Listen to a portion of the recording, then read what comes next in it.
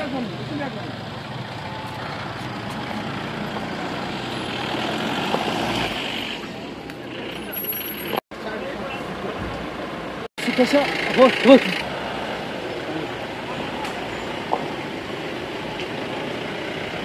Home minister का आना तो कोई नई बात नहीं है इनका, तो क्योंकि जब से वजीर बने कभी आए नहीं, आए थे इस दफ़ा। और मुझे उम्मीद है कि ये यहाँ की हालत देख के गए हैं कि कितनी नॉर्मल है, वो समझ गए होंगे। और लोग, सबसे बड़ी चीज़ तो ये है कि जब हम दिल्ली गए थे तो वज़ीर आज़म ने ये कहा था कि दिल्ली की दूरी और दिल की दूरी को वो दूर करेंगे। अभी तक उसमें कोई अमल नहीं हुई है। देखिए, अगर हालात बिल्कुल ठीक होते तो मज़दूरों को यहाँ से निकाला नहीं जाता। और दूसरी बात है कि ये जो फोर्स आई है ये पहले भी यहाँ थी, इनको ले गए थे बाहर। हो सकता है कुछ कंपनी ज़्यादा आ गई, मगर मेरा तो सिर्फ ये है कि इनकी ज़रूरत क्या थी। और फिर यहाँ जो मैरिज हॉल्स हैं, शादियों के लिए जो इस्तेमाल किए जाते हैं, उनमें इनको रखना गलत है। मैं समझता हूँ बेहतर होगा कि हम इनको फ़ौरन इनको उन हॉल से निकाल के दूसरी जगह इनको रखना चाहिए। लिमिटेशन हम लोग चाहते थे कि सारे मुल्क में जब होगी 2026 में होनी चाहिए थी, मगर पता नहीं इनका क्या ये हुआ कि इनने कहा नहीं हम अभी करेंगे। ठीक है, करें, हम भी देखना चाहते हैं कि वो क्या करेंगे, क्योंकि मैं भी एक मेंबर हूँ उसमें और हमें अभी तक बुलाया नहीं है।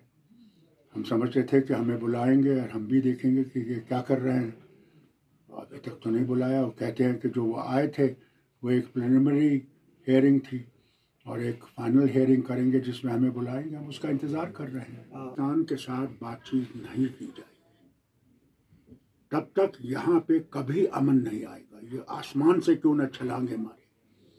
जब ये चीन से बात कर सकते हैं तो पाकिस्तान से बात करने में इनको क्या मुश्किल लग रही है। आखिर बातचीत से ही तो होगा। अगर ये समझते हैं कि लड़ाई से इसका फैसला होगा तो 4 लड़ाई तो हम कर चुके हैं, 4 लड़ाइयों में कोई फैसला नहीं हुआ। अब 5वीं लड़ाई कर लीजिए। एटॉमिक बम है उनके पास भी, इनके पास भी, तो एटॉमिक बम से तो हम ही मर जाएंगे। आज देखिए कि सबसे ज़्यादा महंगाई कहाँ पहुँच गई। पेट्रोल के दाम देखिए कहाँ है, डीजल के दाम देखिए कहाँ है, आपके गैस सिलेंडर के दाम देखिए। जो एक गरीब जलाता था घर में, जिससे वो खाना पकाता था, उसका क्या हाल है। फिर ये देखिए कि आज सब्जियों की दामत देखिए कहाँ है। दाल जो गरीब आदमी खाता था, क्या वो आज खा सकता है। नौकरियों का हाल देख लीजिए।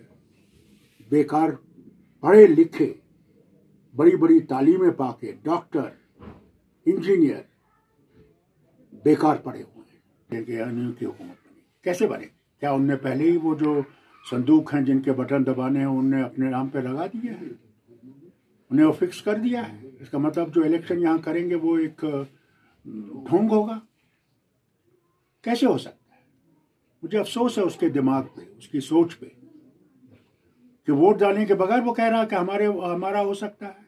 अफसोस है मुझे। मैं समझता हूँ इसको फिर से स्कूल वापस जाना चाहिए, तालीम हासिल करनी चाहिए और सब सही तरीके से बात करनी। एक सबसे बड़ी बीमारी जो मैं समझता हूँ मुल्क में भी, हमारी रियासत में भी है, वो है नशे, दवाइयाँ जो आजकल बहुत आम हो गई हैं। इससे हमारे बच्चे और बच्चियों पर बहुत ज़बरदस्त असर हो रहा है। मैं समझता हूँ इसके ऊपर हुकूमत को बहुत ज़बरदस्त कदम उठाना चाहिए और लोगों को कदम उठाना चाहिए कि वो इसके ख़िलाफ़ आवाज़ उठाएं और फिर अपने दीन की तरफ लोगों को ले चलें। क्योंकि जब तक हम लोग अल्लाह के दीन को नहीं समझने की कोशिश करेंगे तब तक ये बीमारियां जो हम में हैं ये दूर नहीं होंगी। इससे बहुत ज़रूरी है कि हमारे बच्चे और बच्चियां और हमारे पेरेंट्स जो हैं वो बच्चों को नमाज और अल्लाह के कलाम को सुनाएं। और अगर वो हिंदू और दूसरे धर्मों से हैं वो अपने धर्मों की किताबें उनको पढ़ाएं कि मज़हब बुरा नहीं है, इंसान बुरा है। और अगर इंसान मज़हब को सही तरीके से समझेगा तो कोई बुराई नहीं करेगा। मेरी अपील इससे है कि आपके मीडिया से कि धर्म को समझने की कोशिश करें, वही ہمارے وطن کو بچا سکتا ہے اور ہم اس مصیبت سے نکل سکتے ہیں. تھینک